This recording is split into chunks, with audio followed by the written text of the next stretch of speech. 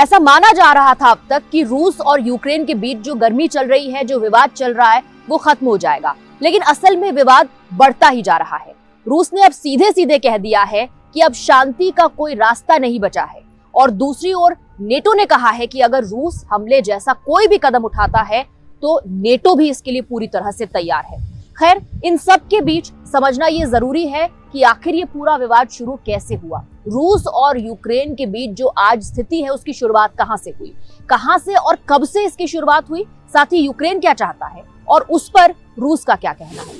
सबसे पहले आप यूक्रेन का इतिहास समझिए। मैप के जरिए आप समझिए कि आखिर दुनिया के किस हिस्से में यूक्रेन मौजूद है।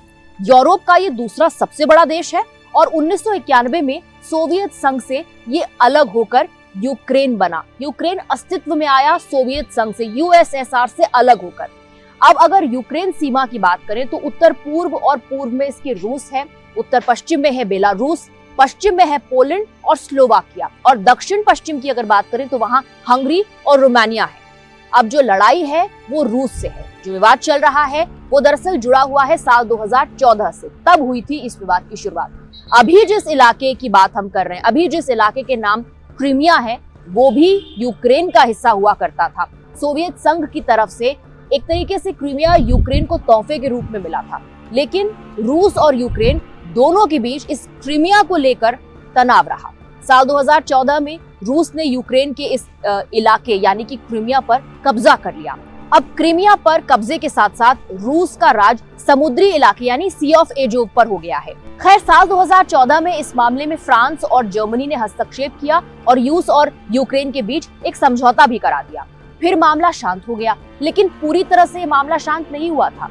अब जो नाराजगी रूस की है वो दरअसल यूक्रेन और पश्चिमी देशों के बीच जो संबंध गहराता जा रहा है, मजबूत होता जा रहा है, उसको लेकर है। उस पर रूस को आपत्ति है।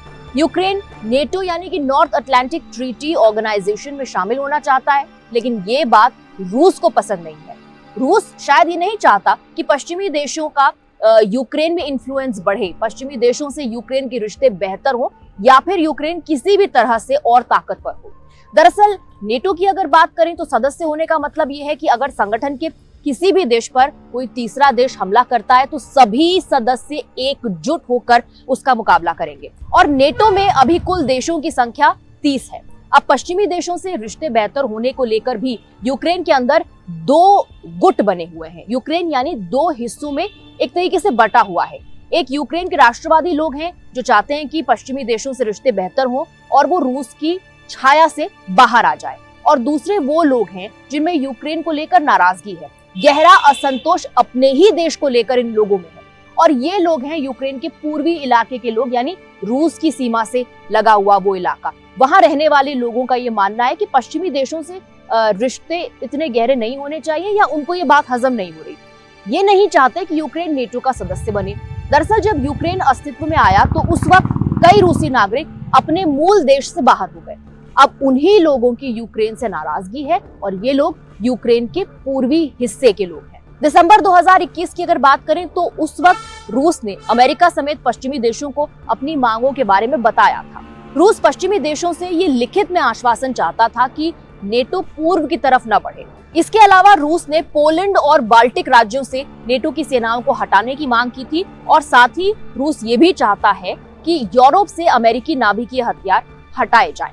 इन मांगों में सबसे अहम रहा कि यूक्रेन को कभी नेटो में शामिल होने की मंजूरी न दी जाए, जिसे अमेरिका समेत पश्चिमी देशों ने इनकार कर दिया। इसी तरह से खबरों के पीछे की खबर जानने के लिए आप जुड़े रहिए टाइम्स नाउ भारत के डिजिटल प्लेटफॉर्म के साथ।